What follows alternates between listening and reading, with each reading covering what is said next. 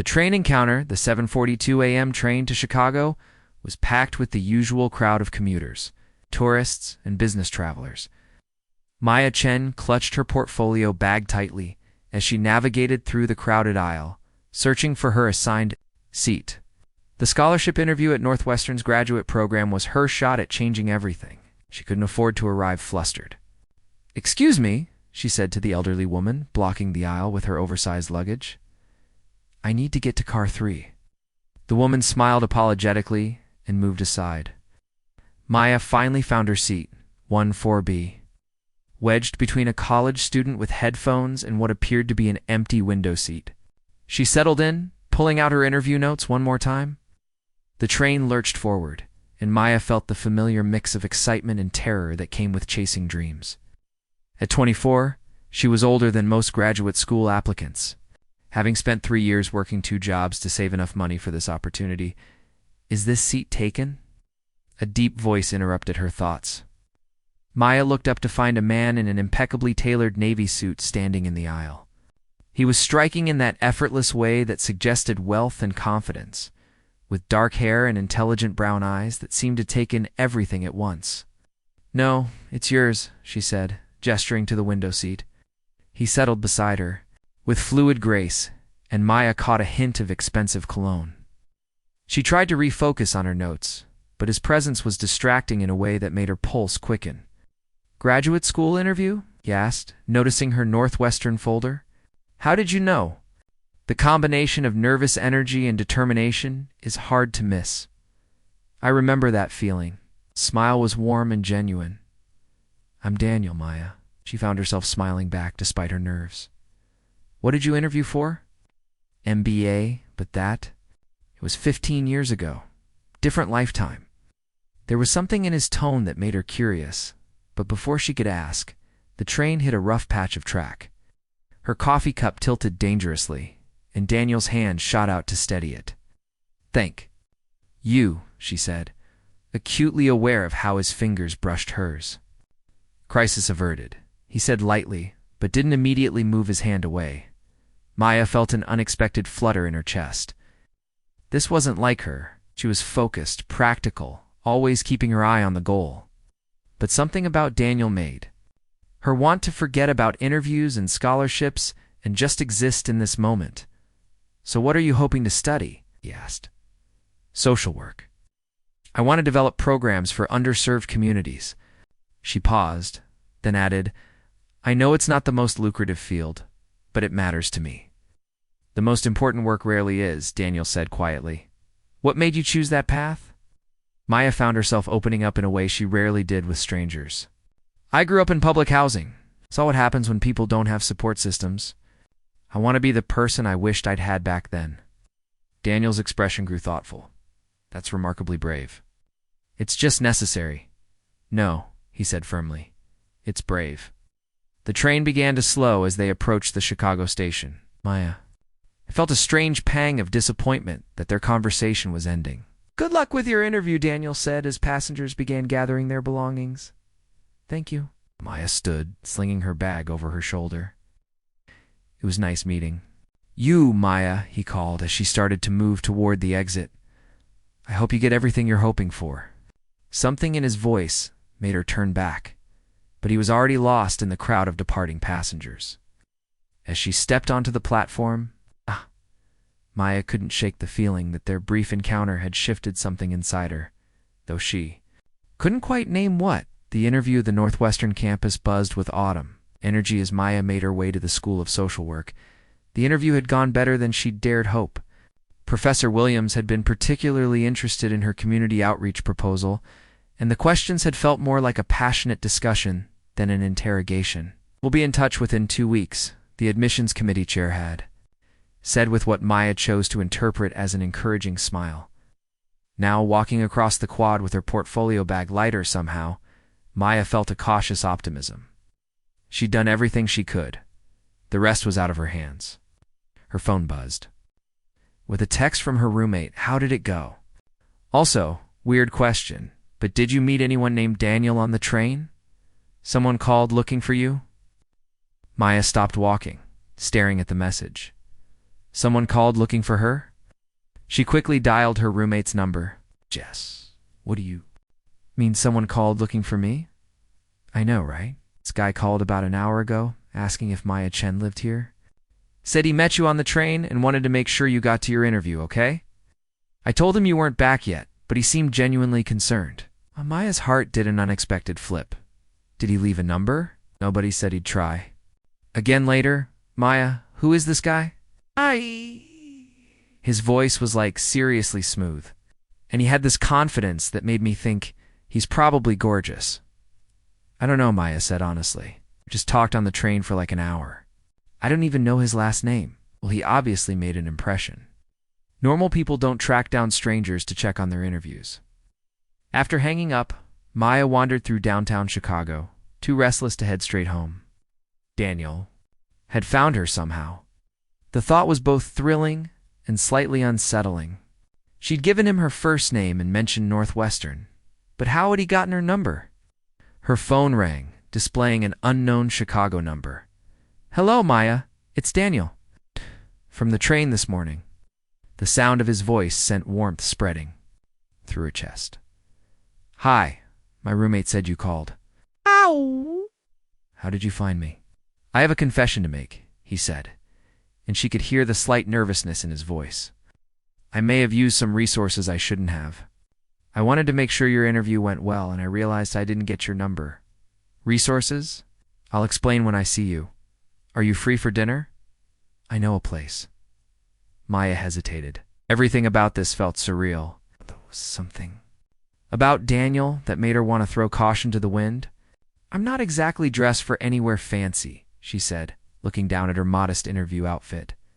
Trust me, you look perfect. I'll pick you up at 7. Maya gave him her address, then spent the rest of the afternoon trying not to overthink what she'd just agreed to.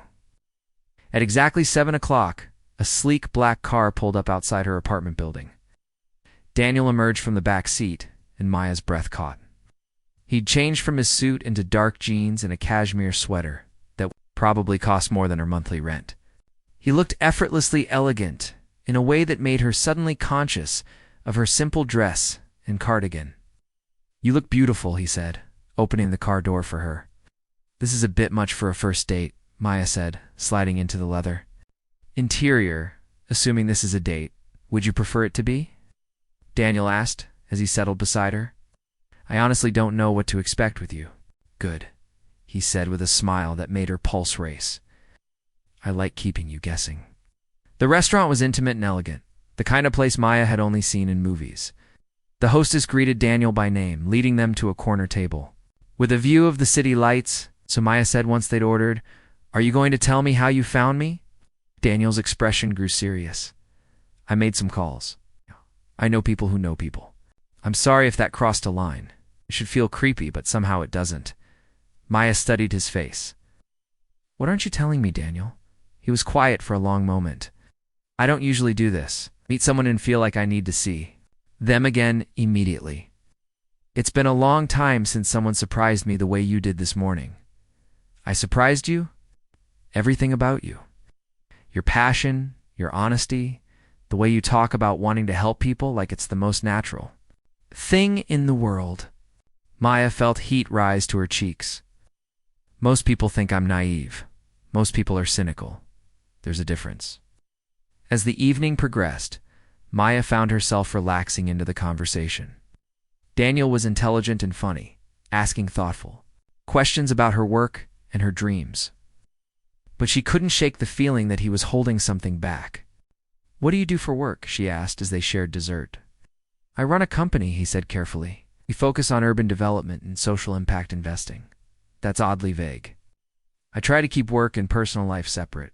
Maya nodded, though something in his tone suggested there was more to it. As he walked her to her door at the end of the evening, she found herself hoping this wouldn't be their last conversation. I had a wonderful time, she said. So did I. Daniel hesitated, then said, Maya, I want to see you again. But I need you to know that my life is complicated. If we do this, there are things about me you'll need to understand. What kind of things? It's the kind that might change how you see me? Maya looked into his eyes, seeing vulnerability beneath the confidence. Try me. Soon, he promised. Let me take you to lunch tomorrow. I'd like that. As Maya watched the black car disappear into the night, she wondered what she was getting herself into. But for the first time in years, she felt alive in a way that had nothing to do with her carefully planned future. The revelation Maya was running late for lunch, having spent 20 minutes changing clothes and talking herself out of backing out entirely. A small cafe Daniel had suggested was in Lincoln Park, upscale but not intimidating. She spotted him immediately at a corner table, and her heart did that flutter thing again. "Sorry I'm late," she said, sliding into the chair across from him. "You're worth waiting for," he said with a smile that made her forget why she'd been nervous. Ordered, and Maya found herself studying his face more carefully in the afternoon light. There was something familiar about him that she couldn't place, like a song she'd heard but couldn't name. "So," she said, "are you going to tell me about these complications you mentioned?" Daniel's expression grew serious. "Before I do, I want you to know that everything I told you yesterday was true, about meeting you, about how I felt. None of that changes based on what I'm about to tell you. You're making me nervous. My full name is Daniel Morrison." The name hit Maya like a physical blow. She stared at him, pieces clicking into place. The expensive clothes, the black car, the way the restaurant staff had treated him like royalty. "Morrison, as in Morrison Industries?" she asked quietly. Yes, Maya's mind raced. Morrison Industries was one of the largest development companies in the Midwest. She'd read about Daniel Morrison in business magazines, seen his photo at charity. Galaxy was worth hundreds of millions of dollars. "You're him," she said, her voice barely above a whisper. "The billionaire. I'm also the man who sat next to you on the train yesterday. The one who wanted to make sure your interview went well." Maya felt suddenly lightheaded. This is insane. I'm sitting in a cafe with Daniel Morrison. "You're sitting in a cafe with me," he said firmly. "The person hasn't changed." "Everything's changed." Maya pushed back from the table. "I need some air." "Maya, wait." But she was already walking toward the door, her mind spinning. Outside, she leaned against a lamppost, trying to process what she'd just learned. Daniel appeared beside her a moment later. "Please don't run away." "I don't understand," Maya said. "Why didn't you tell me yesterday? Why me? You could have anyone." "Because yesterday was the first time in years someone looked at me and saw just a person, not a net worth or a business opportunity. Just Daniel." "But you're not just Daniel. You're one of the most powerful men in Chicago." "I'm also someone who was completely captivated by a woman on a train who talked about helping people like it was the most important thing in the world." Maya looked at him, seeing past the expensive clothes to the vulnerability in his eyes. "Your company is Morrison Industries. You're the one who's been gentrifying neighborhoods like the one I grew up in." Daniel's face went pale. "Maya, that's not the whole story, isn't it? You buy up properties in low-income areas, force people out, and build expensive condos. How is that not exactly what it looks like? Because we also build affordable housing, community centers, work with local organizations to minimize displacement. Do you? Or do you just say that to feel better about making money off other people's misery?" The words came out harsher than she'd intended, but Maya felt betrayed. Everything she'd felt for Daniel was now tainted by what his company represented. "I know how it looks," Daniel said quietly. "I got into this business to make a difference, to revitalize communities, not destroy them, and the profit is just a happy coincidence." "Maya, please, let me show you what we actually do. Come. See some of our projects?" "I can't do this," Maya said, backing away. "I can't date someone whose life's work is the opposite of everything I believe in. It's not the opposite. We want the same things." "No, we don't." "You want to fix poverty? By moving it somewhere else." "I want to fix it by giving people the tools to lift themselves up." Daniel looked like she'd slapped him. "That's not fair, isn't it?" Maya turned and walked away, ignoring his calls. She made it 3 blocks before the tears started. Everything she'd felt for Daniel, every moment of connection, felt like a lie now. How could she have been so naive? Her phone buzzed with a text from Daniel. "I understand you're angry, but please give me a chance to show you who I really am. Not the headlines, not the assumptions. Me." Maya stared at the message for a long time before deleting it. Back at her apartment, She tried to focus on her thesis research, but her mind kept drifting to Daniel's face when she'd walked away. The hurt in his eyes had seemed genuine, but how could she trust her judgment? She'd been completely wrong about who he was. Her phone rang. Northwestern's number. Maya. "This is Professor Williams. I have wonderful news. The committee has decided to offer you a full scholarship for our master's program." Maya should have felt elated. This was everything she'd worked for. But all she felt was a hollow victory. Tainted by the memory of Daniel's encouragement the day before. "Thank you," she managed. "I'm honored. We were particularly impressed by your community outreach proposal. There's actually a local organization that has expressed interest in partnering with you on implementation." Morrison Community Development Initiative. Maya's heart stopped. What? They fund graduate student research projects that align with their community investment goals. I can put you in touch with their program coordinator if you're interested. I need to think about it. After hanging up, Maya sat in her empty apartment, staring at the acceptance letter she'd dreamed of receiving. Daniel's company wanted to fund her research. The irony was almost too much to bear. Her phone buzzed with another text from Daniel. "Congratulations on Northwestern. I heard the news through the university partnership." "I'm proud of you." Maya stared at the message, her anger warring with something else. He'd known about the scholarship before she did, which meant he'd known about the partnership, which meant he'd been planning this all along. Or had he? The truth, Maya spent 3 days avoiding Daniel's calls and texts. Every time her phone rang, her heart jumped, hoping it was him while simultaneously dreading the conversation. The scholarship offer sat on her desk, unsigned, as she wrestled with whether accepting it would mean compromising her principles. On Thursday morning, there was a knock at her door. Maya opened it to find a young woman with kind eyes and a professional smile. "Maya Chen. I'm Sarah Kim from the Morrison Community Development Initiative. I was hoping we could talk about your research proposal. I didn't make an appointment," Maya said carefully. "I know. I took a chance that you'd see me. May I come in?" Against her better judgment, Maya let her in. Sarah settled on the worn couch and pulled out a tablet. "I've read your proposal for community-based support systems. It's exactly the kind of work we're looking for. I'm not sure I'm the right fit for your organization.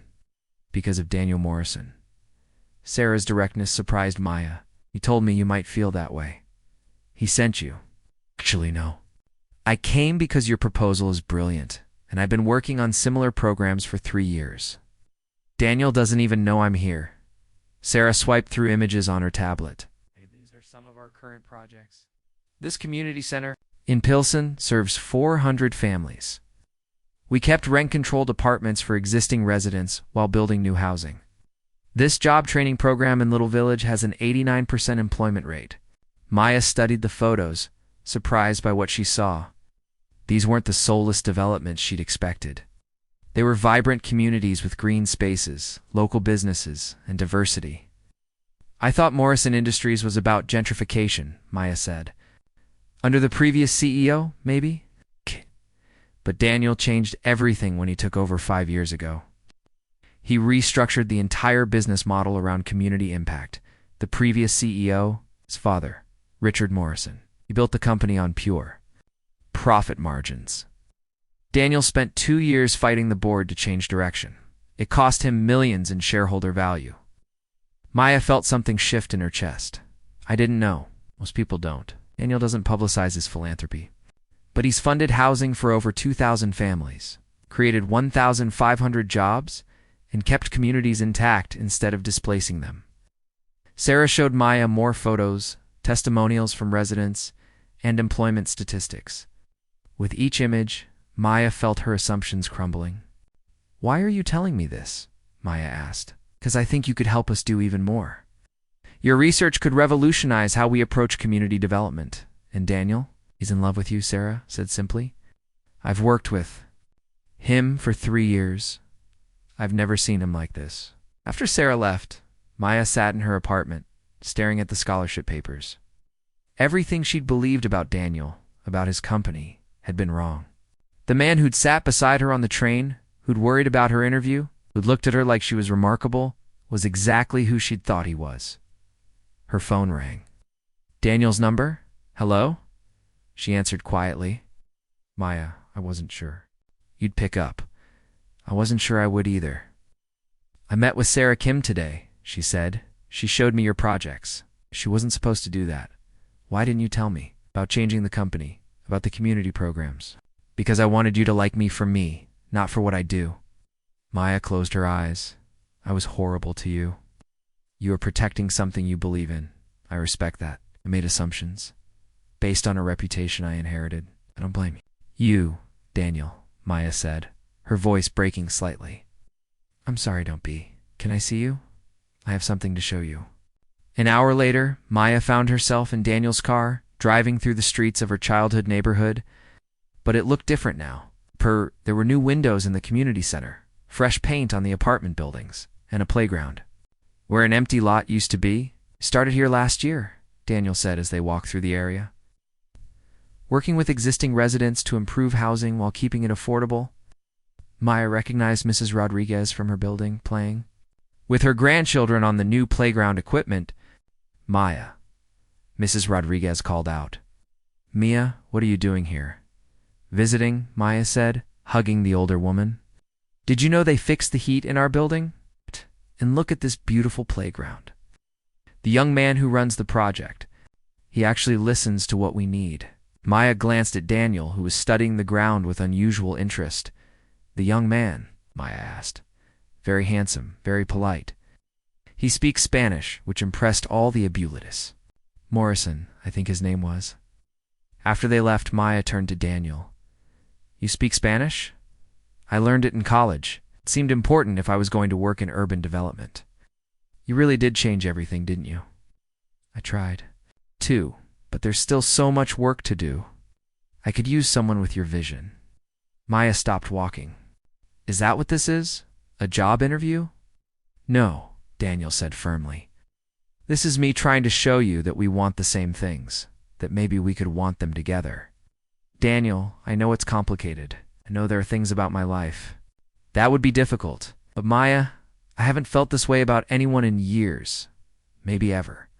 Maya looked at him, seeing past the wealth and power to the man who'd held her hand on the train, who'd worried about her interview, who'd spent years restructuring his entire company around helping people. I accepted the scholarship, she said. And the partnership with your foundation? You did? I want to help people. If working with you means I can help more people, then I'm in. Daniel's smile was radiant. As a partner? As a partner, Maya confirmed.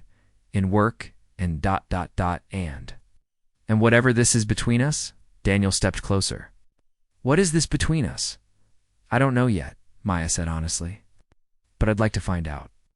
When he kissed her, soft and questioning, Maya felt like she was finally where she belonged.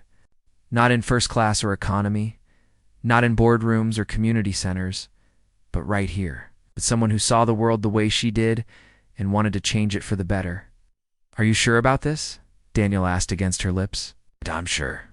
About you, Maya whispered back. And for the first time since she'd learned his name, she meant it completely. The beginning, 6 months later, Maya stood in the same community center where she'd first met Mrs. Rodriguez, but now it was transformed. The walls were covered with artwork from local students, the floors gleamed with fresh polish, and the main room buzzed with activity. Children worked on homework at new tables while their parents attended ESL classes in the next room. The numbers are even better than we projected, Sarah said, joining Maya at the observation window. Your community support model is working beautifully. Maya watched a group of teenagers working with volunteer mentors, some from the neighborhood, others from Daniel's company. It's not just my model. Everyone contributed. Don't be so modest. Daniel says you've revolutionized how they approach community development. Daniel exaggerates. Actually, he understates everything. Another Morrison trait. Maya smiled. She'd learned that about Daniel over the past months. He was generous with credit and stingy with praise for himself. It had taken her weeks to discover that he'd personally funded the after-school program and visited the center every Friday to help with homework. Speaking of Daniel, Sarah said with a knowing, Look, he's been awfully nervous lately. Any idea why? I haven't noticed, Maya lied. She definitely noticed. Daniel had been distracted during their dinner the night before, checking his phone constantly and asking odd questions about her schedule. Maya? A small voice interrupted her thoughts. She turned to find Lucia, one of the 8-year-olds from the after-school program, holding a drawing. "I made this for you," Lucia said, presenting a crayon drawing of 2 figures holding hands in front of a colorful building. "Beautiful," Maya said, kneeling to the girl's level. "What? Who are these people?" That, yo, that. "And this is our center. My mom says you and Mr. Daniel made it so kids like me have a safe place to go." Maya felt tears prick her eyes. "We just helped. Your community made it happen. Are you and Mr. Daniel going to get married?" "Lucia," Sarah laughed. "That's a very personal question." "It's okay," Maya said, though she felt her cheeks warm. "I don't know, sweetie. Why do you ask?" "'Cause you look at each other like my mom and dad do. And because Mr. Daniel asked me what your favorite flowers are." Maya's heart skipped. "Did white roses?" "I told him white roses because you always smell like the ones in my abuela's garden." "Maya," Daniel's voice came from behind her. "Could I talk to you for a minute?" Maya turned to find him standing in the doorway, looking uncharacteristically nervous. He was wearing the same suit he'd worn on the train that first day, and something about the parallel made her pulse quicken. "I'll watch the kids," Sarah said with a grin. Daniel led Maya outside to the small garden they'd helped plant behind the center. The late afternoon sun cast everything in golden light, and Maya noticed that someone had arranged white roses in the planters. "The roses are beautiful," she said. "Had some help choosing them. From Lucia, among others." "Maya, I need to tell you something." "Okay." Daniel took her hands, and Maya noticed they were trembling slightly. 6 months ago, I got on a train to Chicago for a business meeting. It was just another day, another obligation. But then I sat next to this incredible woman who challenged everything I thought I knew about myself. And you'll let me finish. "You taught me that success isn't about what you build. It's about who you lift up. You showed me that real strength comes from vulnerability, that the best partnerships are built on shared values, not just shared interests." Maya's heart was pounding now. "What are you saying?" "I'm saying that I want to spend the rest of my life building things with you. Not just community centers and housing projects, but a family, future, a love that changes the world one person at a time." Daniel dropped to one knee, pulling out a simple but elegant ring. "Maya Chen, will you marry me?" Maya stared at him. This man who'd entered her life by chance and changed everything about it. "Yes," she whispered, then louder. "Yes, of course, yes." As Daniel slipped the ring onto her finger, Maya heard cheering from the community center windows. She looked up to see dozens of faces pressed against the glass. Everyone from Sarah to Mrs. Rodriguez to little Lucia, all celebrating with them. "I think they approve," Daniel said, standing and pulling Maya into his arms. "I think they do." "Any regrets about falling for a billionaire?" Maya laughed, remembering how that word had once terrified her. "I didn't fall for a billionaire. I fell for the man who sat beside me on a train and worried about my interview. Same person. I know that now." As they kissed, surrounded by the community they'd built together, Maya realized that the best journeys weren't always the ones you planned. Sometimes the most beautiful destinations were the ones you discovered by accident, sitting next to a stranger who turned out to be exactly what you didn't know you were looking for. The 742 train had brought them together, but it was their shared vision of a better world that would keep them connected forever. The end.